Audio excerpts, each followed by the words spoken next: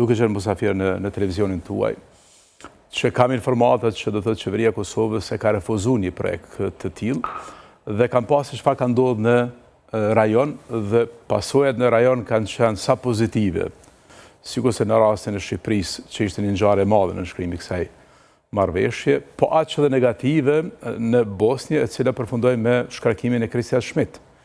Gjë që solli të një temë të madhe evropiane, ku ministrat e jashtëm të Bashkimit Evropian për herë të parë diskutuan për atë se çfarë po ndodhi mes raportit mes Shqipëve dhe Evropës. Çfarë po dua të them është kjo. Kushdo që i del përpara gazit amerikan si projekt që ta stopon, do të ketë pasoja tektonike, se kjo është një rirështim i madh i perëndimit.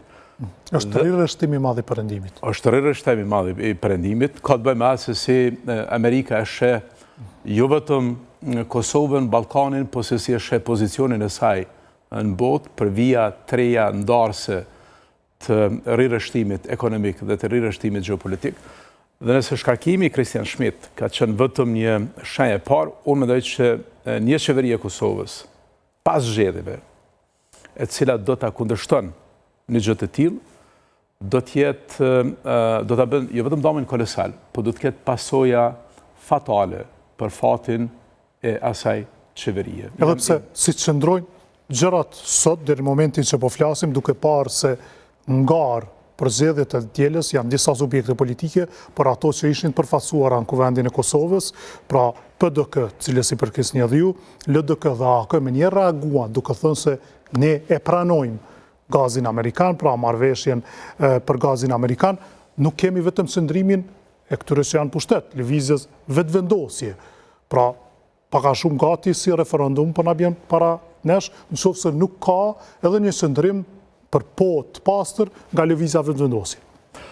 Mendoj që zgjedhjet e shtatëshorit asnjëherë nuk kanë qenë të ngjashme me zgjedhjet që janë marrë ndonjëherë në histori, se me zgjedhjet e shtatëshorit ka ndodhur edhe një lloj rirështimi, ripozicionimi gjeopolitik i Kosovës, por dhe ka ndodhur ajo që do të mbetet ky vend edhe më tutje demokraci, apo do shndrohemi diktaturë përmes një autokracie elektorale. Dhe se çfarë ka ndodhur jo vetëm javën e fundit me refuzimin e prerë të qeverisë së Kosovës kundër një projekti i cili do të ishte në përputhje me interesat strategjike të Kosovës. Për Kosovën, para se të flasim ne për politikë të jashtme e për mbrojtje, siguria energjetike është prioriteti i parë. Dhe unë kam thënë të ju në studio vitin e kaluar kur kem pasur një bisedë të gjatë që siguria energjetike është çdo gjë për neve.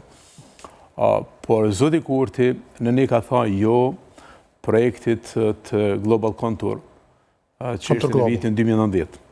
Mandej tha jo gazit amerikan e vitit 2021-2022, i cili do të vinte nga Aleksanderpolisi, dhe i cili do të kishte jo vetëm përfitime ekonomike për Kosovën, po do të kishte edhe një përfitim politik. Greqia do ta njihte Kosovën. Në tavolinë ka qenë njohja e Greqisë, e Kosovës nga ana greke. Ma kanë thënë, duke refuzuar këtë, kemi refuzuar një farë forme edhe njohjen nga Greqia?